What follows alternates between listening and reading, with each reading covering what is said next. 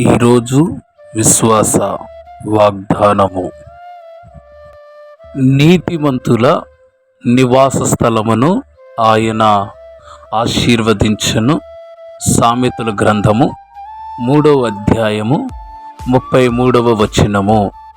దేవుని మిక్కిలి పరిశుద్ధ నామములకు మహిమ ఘనత ప్రభావములు మన ప్రభు అయిన యేసుకి చెల్లునుగాక. క్రీస్తునందున్న దేవుని బిడ్డలకు ఉదయకాల సమయంలో దేవుడు ఈరోజు మనకిచ్చినటువంటి విశ్వాస వాగ్దానమును జ్ఞాపకం చేసుకున్నట్లయితే సామెతల గ్రంథం 3వ అధ్యాయము 33వ వచనంలో ఈ విధంగా రాయబడింది: నీతిమంతుల నివాస స్థలమును ఆయన ఆశీర్వదిస్తాడని. నిజమే, ఈరోజు ఆయన నీతిమంతులను, వారి నివాస స్థలములను ఆయన ఆశీర్వదించే దేవుడే ఉన్నాడు. ఎందుకని మనం జ్ఞాపకం చేసుకున్నట్లయితే, నీతిమంతుడైనటువంటి అబ్రహామును తన స్వదేశమును విడిచిపెట్టి, తన బంధువులను, తన నాన్న వారందరిని విడిచిపెట్టి ప్రభువు పిలిచిన పిలుపుకు లోబడి తాను వెళ్ళు ప్రతి చోటల్లా నీతిమంతుడిగా బతికినటువంటి అబ్రహామును దేవుడు తనను, తన నివాస స్థలమును ఆశీర్వదించిన వాడై ఉన్నాడు. అదే రీతిగా పరాయి దేశంలో, ఐగుప్తు దేశంలో తప్పు చేయవలసినటువంటి అవకాశం ఉన్న తప్పు చేయకుండా అన్నలందరి చేత ద్వేషించబడిన వాడు, అన్యులకు అమ్మవేయబడిన వాడు, పరాయి దేశంలో దేవుణ్ణి మరువక నీతిగా బ్రతికినటువంటి యోసేపును ఫలించడి కొమ్మగా, అనగా బహు అభివృద్ధి చెందువాడిగా, వ్యాపింపేవాడిగా దేవుడు చేశాడు.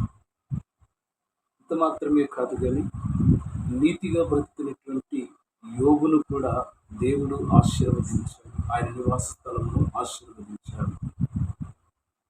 నీతిగా బ్రతుకుతున్నప్పుడు మన జీవితంలో యోబు వలె ఎన్నో కష్టాలు రావచ్చు, యోసేపు వలె అవమానించబడవచ్చు, అబ్రహాము వలె అనేక రీతిలుగా మనం శోధింపబడవచ్చు.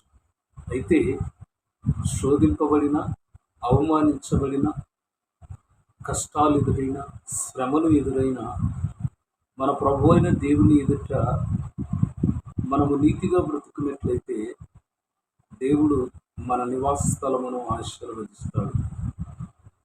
అందుకని నీతిమంతుల మార్గము యెహోవాకు తెలుసును, నీతిమంతుల తల మీదకి యెహోవా ఆశీర్వాదము వచ్చునని పరిశుద్ధ బైబిల్ గ్రంథంలో దేవుడు స్పష్టంగా మనతో మాట్లాడుతూ ఉన్నాడు. ఈ ఉదయకాల సమయంలో దేవుడు ఈరోజు నీతో చెబుతున్నటువంటి ఈ విశ్వాస వాగ్దానం నువ్వు పొందుకోగలిగినట్లయితే, ఈ విశ్వాస వాగ్దానంలో నీ జీవితంలో నెరవేర్చబడాలి అంటే, దేవుడు ఏ వాగ్దానం అయితే చేశాడో అబ్రహాము కానీ, యోసేపు కానీ, అదే రీతిగా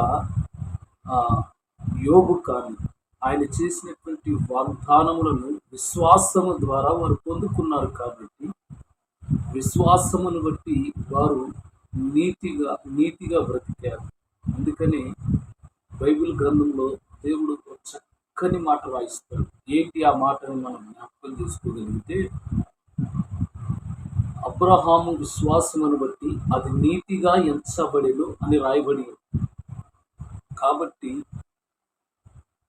ఈ లోకములో మనం నీతిగా బ్రతకగలిగితే, నీతిని అనుసరించినట్లయితే, నీతి కొరకు మనము తప్పికొనుగొనినట్లయితే, దేవుని యొక్క వాక్యం సెలవిస్తుంది. మత్తయి సువార్త 5వ అధ్యాయంలో, నీతి కొరకు ఆకలి దప్పుకు వెలువారు ధన్యులు.